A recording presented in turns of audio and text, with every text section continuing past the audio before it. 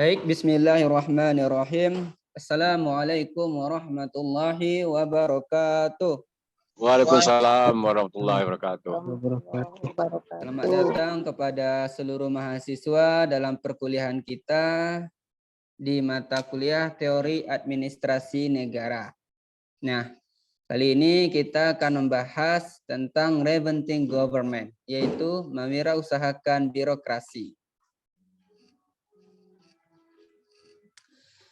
Mewirausahakan birokrasi. David Osborne dan Ted Gabler mengungkapkan bahwa sebaiknya pembiayaan pelayanan birokrasi lebih didasarkan pada hasil daripada masukan, karena akan memacu atau memotivasi setiap lembaga penyelenggara pelayanan untuk meningkatkan kinerjanya, sehingga hal ini akan menghasilkan pelayanan yang memuaskan bagi masyarakat. David Osborne dan Ted Gabler menyatakan praktek pelayanan yang diberikan oleh birokrasi Amerika Serikat kepada publik semula lebih banyak berorientasi pada masukan daripada hasil. Maksudnya, pembiayaan untuk kegiatan pemberian pelayanan publik yang diberikan oleh birokrasi tidak didasarkan pada pencapaian kualitas pelayanan yang terbaik, tetapi lebih didasarkan pada kegiatan-kegiatan yang belum tentu menghasilkan pelayanan yang terbaik tersebut. Sehingga yang terjadi adalah pemerintah telah banyak mengeluarkan biaya tanpa dibarengi dengan hasil yang maksimal, seperti kepuasan masyarakat akan pelayanan yang mereka terima dari birokrasi, ataupun kehidupan masyarakat menjadi lebih sejahtera setelah menerima atau menikmati layanan dari birokrasinya. Jadi demikian, birokrasi semestinya dalam mencapai tujuannya harus berorientasi pada hasil daripada masukan. Karena terbukti bahwa birokrasi yang berorientasi hasil akan dapat mencapai tujuannya dengan efisien dan efektif dibanding dengan birokrasi yang berorientasi masukan. Artinya, orientasi hasil membuahkan pelayanan yang terbaik bagi masyarakat dengan biaya yang tertentu. Dengan kata lain, pemerintah yang berorientasi hasil lebih dapat mempertanggungjawabkan kinerjanya daripada pemerintah yang berorientasi pada masukan. Dan yang lebih penting lagi adalah masyarakat akan memilih dan mencari lembaga yang mereka anggap dapat memberikan pelayanan terbaik bagi mereka.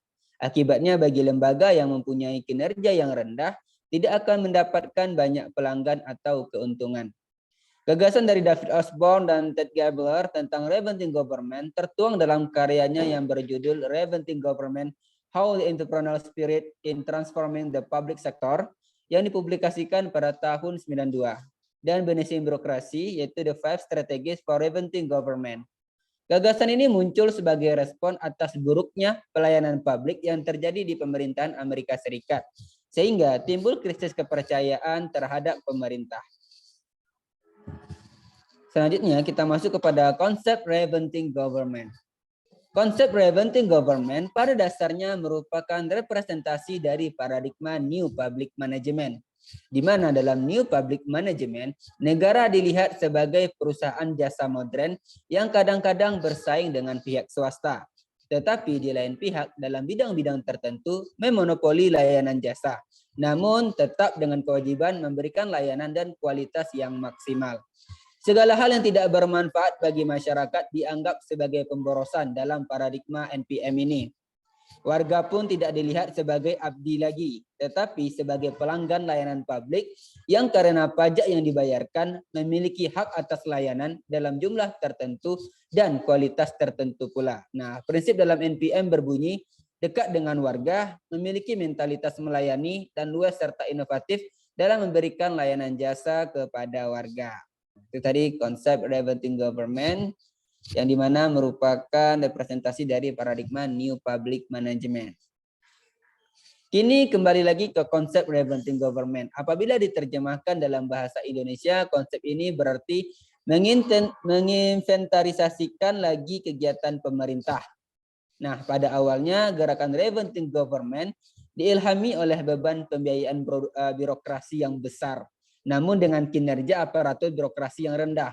Nah, sudahlah beban biaya birokrasi yang besar, tapi kinerjanya tetap rendah. Nah, pressure dari publik sebagai pembayar pajak mendesak pemerintah untuk mengefisiensikan anggarannya dan meningkatkan kinerjanya. pengoperasian fungsi pelayanan publik yang tidak dapat diefisiensikan lagi dan telah membebani keuangan negara diminta untuk dikerjakan oleh sektor non-pemerintah. Dengan demikian, maka akan terjadi proses pereduksian peran dan fungsi pemerintah yang semula memonopoli semua bidang pelayanan publik. Kini menjadi berbagi dengan pihak swasta yang semula merupakan big government, ingin dijadikan small government yang efektif, efisien, responsif, dan akuntabel terhadap kepentingan publik.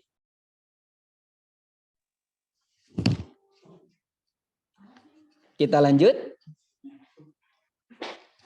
Proses inventarisasi dan reduksi pemerintah paling tidak dilakukan melalui dua cara. Yang pertama, melalui perbaikan manajemen pemerintahan dari gaya birokrasi ke gaya entrepreneur yang umumnya diterapkan di sektor bisnis.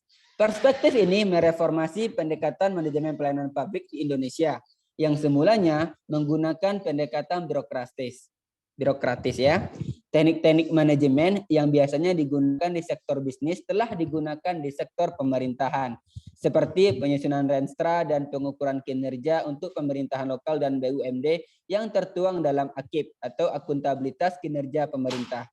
Inefisiensi unsur-unsur sektor pemerintah seperti departemen, BUMN, BUMD, dan lain-lain menyebabkan pendekatan ini mendapatkan tempat, apalagi didukung realita anggaran pemerintah yang mengalami defisit dan keharusan membayar hutang luar negeri. Cara yang kedua yakni dengan mentransfer beberapa fungsi-fungsi pelayanan publik ke sektor non-pemerintah, seperti penggunaan manajemen kontrak, privatisasi, dan membuka alternatif-alternatif pelayanan sehingga masyarakat memiliki banyak pilihan. Namun di sini yang harus diperhatikan adalah tindakan privatisasi yang akhir-akhir ini sering dilakukan pemerintah. Privatisasi tidaklah harus dengan upaya melepaskan aset atau transfer of aset seperti yang terjadi dengan BUMN di Indonesia. Tetapi privatisasi dapat juga dilakukan dengan upaya alih manajemen atau transfer of management BUMN dan BUMD. Maka dari itu dalam melakukan privatisasi harus terlebih dahulu melalui kajian yang mendalam dan penuh kehati-hatian atau prudential measures. Ada 10 prinsip revenue government yang pernah diungkapkan oleh David Osborne dan Ted Gabler. Ya. Yang pertama, pemerintahan katalis, yaitu mengarahkan daripada mengayuh. Artinya, jika pemerintah diibaratkan sebagai perahu, maka peran pemerintah seharusnya sebagai pengemudi yang mengarahkan jalannya perahu. Bukannya sebagai pendayung yang mengayuh untuk membuat perahu bergerak. Pemerintah entrepreneurial seharusnya lebih berkonsentrasi pada pembuatan kebijakan-kebijakan strategis atau mengarahkan daripada disibukkan oleh hal-hal yang bersifat teknis atau pelayanan atau mengayuh. Cara ini membiarkan pemerintah beroperasi sebagai seorang pembeli yang terampil, mendongkrak berbagai produsen dengan cara yang dapat mencapai sasaran kebijakannya. Wakil-wakil pemerintah tetap sebagai produsen jasa dalam banyak hal, meskipun mereka sering harus bersaing dengan produsen swasta untuk memperoleh hak istimewa. Tetapi para produsen jasa publik terpisah dari organisasi manajemen yang menentukan kebijakan. Upaya mengarahkan membutuhkan orang yang mampu melihat seluruh visi dan mampu menyeimbangkan berbagai tuntutan yang saling bersaing untuk mendapatkan sumber daya. Upaya mengayuh membutuhkan orang yang secara sungguh-sungguh memfokuskan pada satu misi dan melakukannya dengan baik. Ini makna dari pemerintahan katalis atau mengarahkan daripada mengayuh ya. Selanjutnya, pemerintah milik masyarakat, yaitu memberi wewenang daripada melayani. Artinya, birokrasi pemerintahan yang berkonsentrasi pada pelayanan menghasilkan ketergantungan dari rakyat. Hal ini bertentangan dengan kemerdekaan sosial ekonomi mereka. Oleh karena itu, pendekatan pelayanan harus diganti dengan menumbuhkan inisiatif dari mereka sendiri. Pemberdayaan masyarakat, kelompok-kelompok persaudaraan, organisasi sosial untuk menjadi sumber dari penyelesaian masalah mereka sendiri. Pemberdayaan semacam ini nantinya akan menciptakan iklim partisipasi aktif rakyat untuk mengontrol pemerintah dan menumbuhkan kesadaran bahwa pemerintah sebenarnya adalah milik rakyat.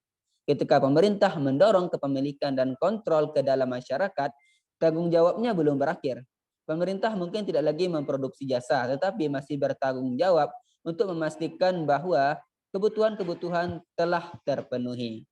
Nah, itu makna dari pemerintah milik masyarakat, memberi wewenang daripada melayani. Selanjutnya, pemerintahan yang kompetitif, yaitu menyuntikkan persaingan ke dalam pemberian pelayanan. Artinya, berusaha memberikan seluruh pelayanan tidak hanya menyebabkan resources pemerintah menjadi habis terkuras, tetapi juga menyebabkan pelayanan yang harus disediakan semakin berkembang melebihi kemampuan pemerintah atau organisasi publik. Nah, hal ini tentunya mengakibatkan buruknya kualitas dan efektivitas pelayanan publik yang dilakukan mereka. Oleh karena itu, pemerintah harus mengembangkan kompetisi atau persaingan di antara masyarakat, swasta, dan organisasi non-pemerintah yang lain dalam pelayanan publik. Hasilnya diharapkan efisiensi yang lebih besar, tanggung jawab yang lebih besar, dan terbentuknya lingkungan yang lebih inovatif. Di antara keuntungan paling nyata dari kompetisi adalah efisiensi yang lebih besar sehingga mendatangkan lebih banyak uang. Kompetisi memaksa monopoli pemerintah atau swasta untuk merespons segala kebutuhan pelanggannya. Kompetisi menghargai inovasi dan kompetisi membangkitkan rasa harga diri dan semangat juang pegawai negeri. Pemerintah yang digerakkan oleh misi, ini poin keempat ya. Pemerintah yang digerakkan oleh misi yaitu mengubah organisasi yang digerakkan oleh peraturan. Artinya, pemerintahan yang dijalankan berdasarkan peraturan akan tidak efektif dan kurang efisien karena bekerjanya lamban dan bertele-tele. Oleh karena itu, pemerintahan harus digerakkan oleh misi sebagai tujuan dasarnya sehingga akan berjalan lebih efektif dan efisien. Karena dengan mendudukkan misi organisasi sebagai tujuan, birokrat pemerintah dapat mengembangkan sistem anggaran dan peraturan sendiri yang memberi keleluasan kepada karyawannya untuk mencapai misi organisasi tersebut. Di antara keunggulan pemerintah yang digerakkan oleh misi adalah lebih efisien, lebih efektif, lebih inovatif, lebih fleksibel, dan lebih mempunyai semangat yang tinggi daripada pemerintahan yang digerakkan oleh aturan. Selanjutnya yang kelima, pemerintahan yang berorientasi pada hasil, yaitu membiayai hasil bukan masukan. Artinya, bila lembaga-lembaga pemerintahan dibiayai berdasarkan masukan atau income, maka sedikit sekali alasan mereka untuk berusaha keras mendapatkan kinerja yang lebih baik. Tetapi jika mereka dibiayai berdasarkan hasil atau outcome, mereka menjadi obsesif pada prestasi, sistem penggajian dan penghargaan misalnya. Seharusnya didasarkan atas kualitas hasil kerja, bukan pada masa kerja, besar anggaran, dan tingkat otoritas. Karena tidak mengukur hasil, pemerintahan-pemerintahan birokratis jarang sekali mencapai keberhasilan. Mereka lebih banyak mengeluarkan untuk pendidikan negeri, namun nilai tes dan angka putus sekolah nyaris tidak berubah. Mereka mengeluarkan lebih banyak untuk polisi dan penjara, namun angka kejahatan terus meningkat. Selanjutnya, yang keenam, pemerintahan berorientasi pelanggan. Pemerintah harus belajar dari sektor bisnis, di mana jika tidak fokus dan perhatian pada pelanggan atau customer, maka warga negara tidak akan puas dengan pelayanan yang ada atau tidak bahagia. Oleh karena itu, pemerintah harus menempatkan rakyat sebagai pelanggan yang harus diperhatikan kebutuhannya. Pemerintah harus mulai mendengarkan secara cermat para pelanggannya melalui survei pelanggan, kelompok fokus, dan berbagai metode yang lain. Tradisi pejabat birokrasi selama ini seringkali berlaku kasar dan angkuh ketika melayani warga masyarakat yang datang ke instansinya. Nah, tradisi ini harus diubah dengan menghargai mereka sebagai warga negara yang berdaulat dan harus diperlakukan dengan baik dan wajar. Di antara keunggulan sistem berorientasi pada pelanggan adalah memaksa pemberi jasa untuk bertanggung jawab kepada pelanggannya, mendepolitisasi keputusan terhadap pilihan pemberi jasa, merangsang lebih banyak inovasi, memberi kesempatan kepada warga untuk memilih di antara berbagai macam pelayanan. Tidak boros karena pasokan disesuaikan dengan permintaan, mendorong untuk menjadi pelanggan yang berkomitmen, dan menciptakan peluang lebih besar bagi keadilan. Poin ketujuh tentang pemerintah wirausaha, yaitu menghasilkan daripada membelanjakan. Artinya sebenarnya pemerintah mengalami masalah yang sama dengan sektor bisnis, ya, yaitu keterbatasan akan keuangan, tetapi mereka berbeda dalam respon yang diberikan. Daripada menaikkan pajak atau memotong program publik, Pemerintah wirausaha harus berinovasi bagaimana menjalankan program publik dengan sumber daya keuangan yang sedikit tersebut. Dengan melembagakan konsep profit motif dari dalam dunia publik sebagai contoh menetapkan biaya untuk public service dan dana yang terkumpul digunakan untuk investasi membiayai inovasi-inovasi di bidang pelayanan publik yang lain. Nah, dengan cara ini pemerintah mampu menciptakan nilai tambah dan menjamin hasil meski dalam situasi keuangan yang sulit. Selanjutnya yang ke-8, pemerintahan antisipatif, yaitu mencegah daripada mengobati. Artinya, pemerintahan tradisional yang birokratis memusatkan pada penyediaan jasa untuk memerangi masalah. Misalnya untuk menghadapi sakit, mereka mendanai perawatan kesehatan. Untuk menghadapi kejahatan, mereka mendanai lebih banyak polisi. Untuk memerangi kebakaran, mereka membeli lebih banyak truk pemadam kebakaran. Nah, pola pemerintahan semacam ini harus diubah dengan lebih memusatkan atau berkonsentrasi pada pencegahan. Misalnya, membangun sistem air dan pembuangan air kotor untuk mencegah penyakit dan membuat peraturan bangunan untuk mencegah kebakaran. Nah, pola pencegahan atau preventif harus dikedepankan daripada pengobatan mengingat persoalan-persoalan publik saat ini semakin kompleks. Jika tidak diubah, maka berorientasi pada pengobatan, maka pemerintahan akan kehilangan kapasitasnya untuk memberikan respon atas masalah-masalah publik yang muncul. Selanjutnya, pemerintahan desentralisasi. Artinya, pada saat teknologi masih primitif, komunikasi antar berbagai lokasi masih lamban dan pekerja publik relatif belum terdidik. Maka sistem sentralisasi sangat diperlukan. Akan tetapi, sekarang abad informasi dan teknologi sudah mengalami perkembangan pesat. Komunikasi antar daerah yang terpencil bisa mengalir seketika. Banyak pegawai negeri yang terdidik dan kondisi berubah dengan kecepatan yang luar biasa. Maka pemerintahan desentralisasilah yang paling diperlukan. Tak ada waktu lagi untuk menunggu informasi naik ke rantai komando dan keputusan untuk turun. Beban keputusan harus dibagi kepada lebih banyak orang yang memungkinkan keputusan dibuat ke bawah atau pada pinggiran ketimbang mengonsentrasikannya pada pusat atau level atas. Nah, kerjasama antara sektor pemerintah, sektor bisnis, dan sektor civil society perlu digalakkan untuk membentuk tim kerja dalam pelayanan publik. Dan yang terakhir, poin ke-10, pemerintahan berorientasi pasar, yaitu mendongkrak perubahan melalui pasar. Artinya, daripada beroperasi sebagai pemasok massal barang atau jasa tertentu, pemerintahan atau organisasi publik lebih baik berfungsi sebagai fasilitator dan pialang dan menyemai pemodal pada pasar yang telah ada atau yang baru tumbuh. Pemerintahan entrepreneur merespon perubahan lingkungan bukan dengan pendekatan tradisional lagi, seperti berusaha mengontrol lingkungan, tetapi lebih kepada strategi yang inovatif untuk membentuk lingkungan yang memungkinkan kekuatan pasar berlaku. Pasar di luar kontrol dari hanya institusi politik, sehingga strategi yang digunakan adalah membentuk lingkungan sehingga pasar dapat beroperasi dengan efisien dan menjamin kualitas hidup dan kesempatan ekonomi yang sama. Nah, dalam rangka melakukan optimalisasi pelayanan publik, 10 prinsip di atas seharusnya dijalankan oleh pemerintahan sekaligus, dikumpulkan semua menjadi satu dalam sistem pemerintahan, sehingga pelayanan publik yang dilakukan bisa berjalan lebih optimal dan maksimal. 10 prinsip tersebut bertujuan untuk menciptakan organisasi pelayanan yang publik yang smaller, kecil, efisien, faster, kinerjanya cepat dan efektif, cheaper, yaitu operasionalnya murah, dan kompetitif. Dengan demikian, pelayanan publik oleh birokrasi kita bisa menjadi lebih optimal dan akuntabel. Nah, penerapan secara tepat prinsip-prinsip di atas yang apabila didasarkan atas kepentingan masyarakat, insya Allah dapat bermanfaat dalam mengefektifkan dan mengefisiensikan fungsi-fungsi pelayanan dan kepemerintahan. Nah, ini kita berkaca dari konsep reverting government ya mahasiswa sekalian. Nanti ada lagi paradigma-paradigma lain yang dulunya pernah dipelajari di mata kuliah pengantar ilmu administrasi publik, ada reverting government dari NPM, ada new public service ya. Nanti dan lain sebagainya. Yang terakhir adalah good government atau good governance. Nah, ini adalah konsep dari reinventing government, yaitu mewirausahakan birokrasi. Berikut penulis paparkan perbandingan dengan mengambil contoh dari kegiatan-kegiatan pelayanan yang dilakukan oleh berbagai lembaga pemerintahan. Kita ambil contoh di Amerika Serikat ya mahasiswa sekalian yang dikemukakan oleh David Osborne dan T. Geibler pada tahun 2003.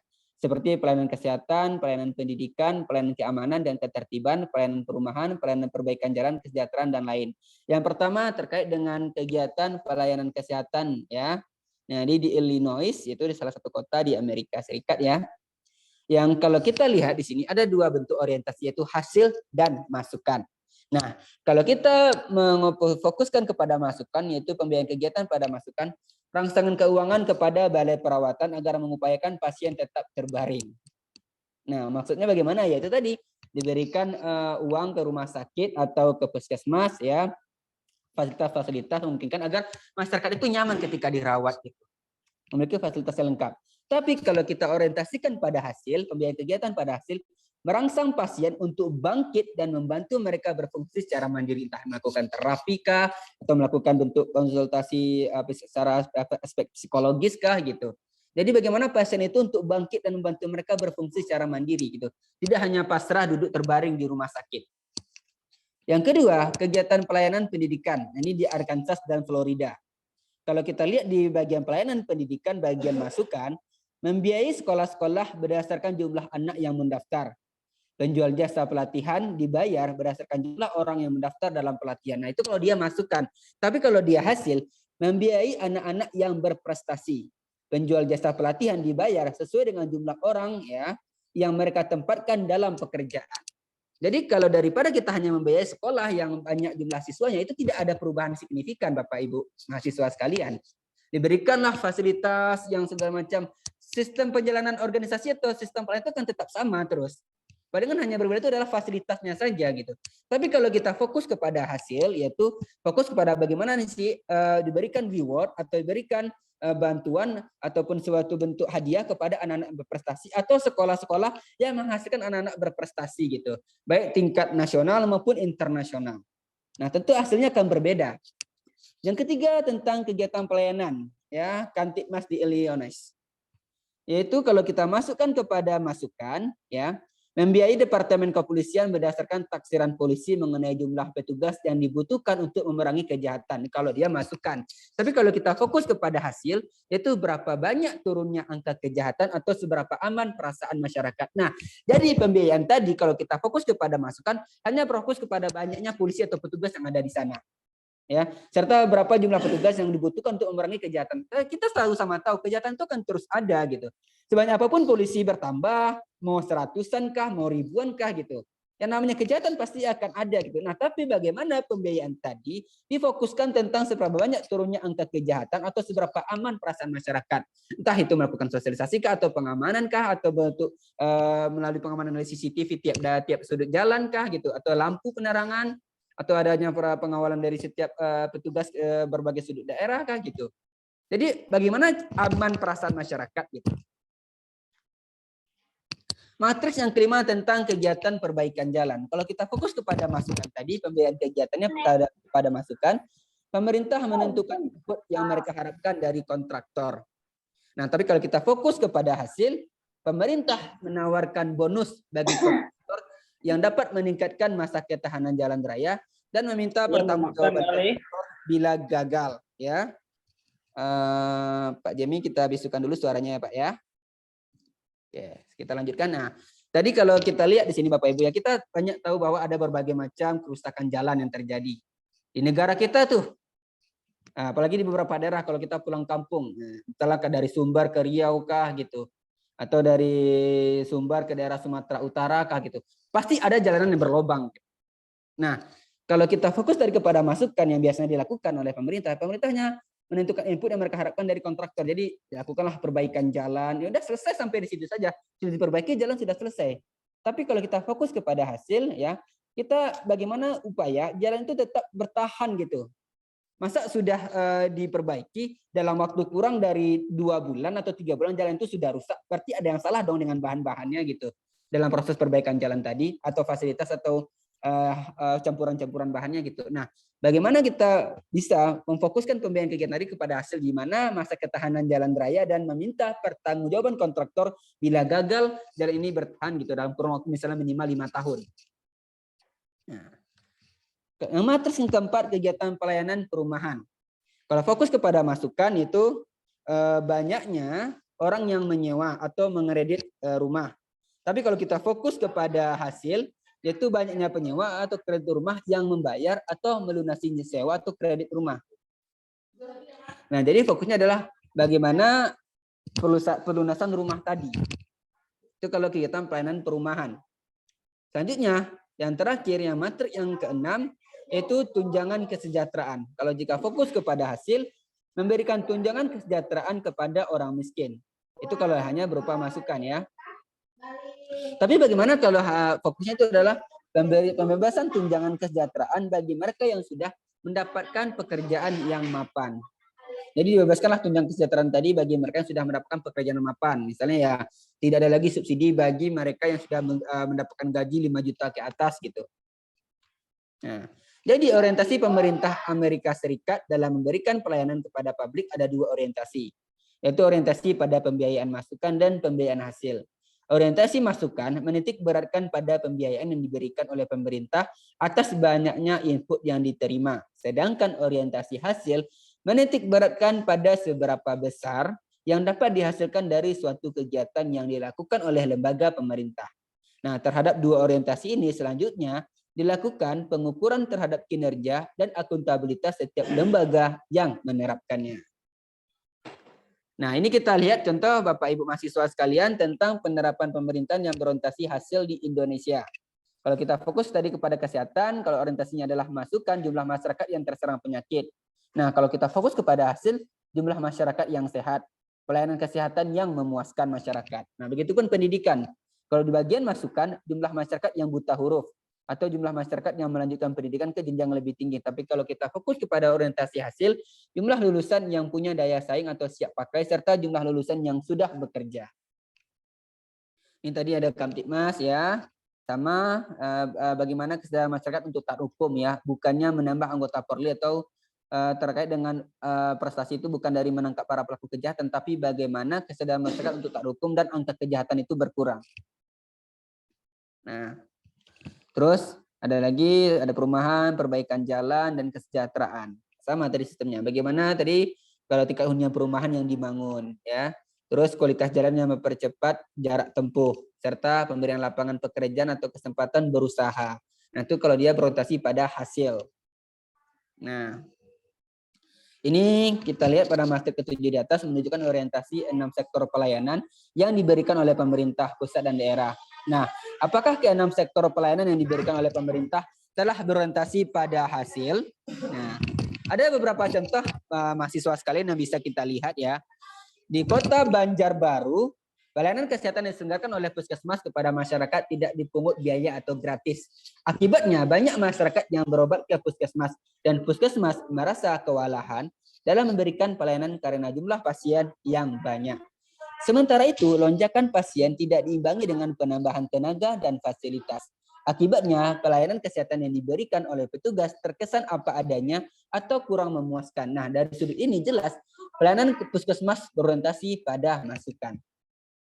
Selanjutnya, kebijakan pemerintah mengenai pendidikan gratis untuk sekolah tingkat dasar menghasilkan pelayanan yang berorientasi pada masukan. Sebab pemerintah hendak mensukseskan program wajib sekolah pendidikan dasar atau pemberantasan terhadap buta huruf. Karena sekolahnya gratis, maka diragukan akan kualitas lulusannya. Karena untuk menghasilkan lulusan yang berkualitas harus ditunjang dengan fasilitas yang memadai dan kualitas guru dalam mengajar. Dan perlu diingat bahwa kualitas guru dalam mengajar sangat dipengaruhi oleh besarnya honor yang mereka terima. Kalau honornya kecil, maka akan sangat berpengaruh pada kesungguhannya dalam mengajar. Nah, ini saya sampaikan lagi Bapak Ibu sekalian, mahasiswa sekalian. Ini adalah fokus orientasi kita adalah terkait dengan preventing government, itu mewirausahakan. Jadi bagaimana ya mewirausahakan entrepreneur dalam proses pelayanan tadi ya. Berbeda nanti kalau kita masuk kepada konsep new public service. Nah, ini kita fokus pada konsep NPM. Maka inilah pembahasan kita tadi ya. Nah, begitupun tadi dalam menciptakan stabilitas keamanan dan ketertiban masyarakat, pemerintah berupaya mengatasinya dengan menambah personel polisi dan menangkap para penjahat. Dan tidak sedikit untuk kasus penyalahgunaan obat-obat terlarang yang ditangkap adalah pemakainya atau penggunanya. Sedangkan produsen dan pengedarnya, polisi seringkali tidak berhasil untuk membekuknya. Sebenarnya jika masyarakat diberi kesadaran hukum yang baik, serta kepada para pengangguran diberikan pekerjaan, insya Allah kejahatan dapat dicegah dan masyarakat pun akan hidup dengan tenang dan tentram. Jadi orientasi pemerintah di sini masih pada orientasi masukan. Ya. Yang keempat, pelayanan di bidang perumahan juga nampaknya berorientasi pada masukan. Sebab pemerintah banyak sekali membangun perumahan, tetapi tidak sedikit kompleks perumahan tersebut tidak berpenghuni atau tidak ditempati hanya sebagai investasi. Di lain pihak, banyak masyarakat yang kurang mampu tidak memiliki rumah. Nah, oke, inilah seperti itu ya Bapak Ibu ya, bentuk-bentuk yang ada di Indonesia kalau kita berkaca dari paradigma reinventing government. Adalah kebijakan yang kurang tepat manakala pemerintah memberikan bantuan dana yang besar kepada mereka yang gagal. Semestinya sebaliknya, terhadap mereka yang berhasil lah yang harus diberi bantuan. Sehingga hal ini akan memotivasi lembaga yang mengalami kegagalan untuk memperbaiki kinerjanya guna mendapatkan bantuan tersebut. Dan tidak cukup sampai di situ. Terhadap bantuan dana yang diperoleh, lembaga penerima harus dapat dipertanggungjawabkan kepada pihak pemerintah sebagai pemberi dana. Sehingga diharapkan ke depan tidak ada lagi lembaga pemerintah yang berkinerja rendah. Sebab pemerintah senantiasa mengevaluasi kinerja mereka sebagai syarat guna mendapatkan bantuan dana. Kalau sudah demikian dapat dijamin bahwa kesejahteraan masyarakatnya akan mengalami peningkatan yang signifikan seiring dengan komitmen para penyelenggara negara untuk memajukan bangsa dan negaranya. Pengimplementasian ke-10 prinsip preventing government yang harus mendapat pengawalan dari sistem good governance agar benar-benar dapat memaksimalkan layanan publik yang nantinya berujung kepada kesejahteraan masyarakat. Selain itu juga, pelaksanaan ke-10 prinsip preventing government tentu harus disesuaikan dengan sosiokultur kita, sehingga dapat menjadi solusi alternatif yang efektif untuk menghilangkan patologi-patologi birokrasi di negara Indonesia. Nah, demikianlah materi kita Bapak Ibu terkait dengan pertemuan kita yang ke-11 yaitu Preventing Government. Oke, baik Bapak Ibu sekalian, silakan untuk pertanyaannya kita diskusi lagi. Ini ya, silakan Bapak Ibu jika ada pertanyaan diskusi silakan. Wah, Masya Allah, kusuk sekali Bapak Ibu ini ya.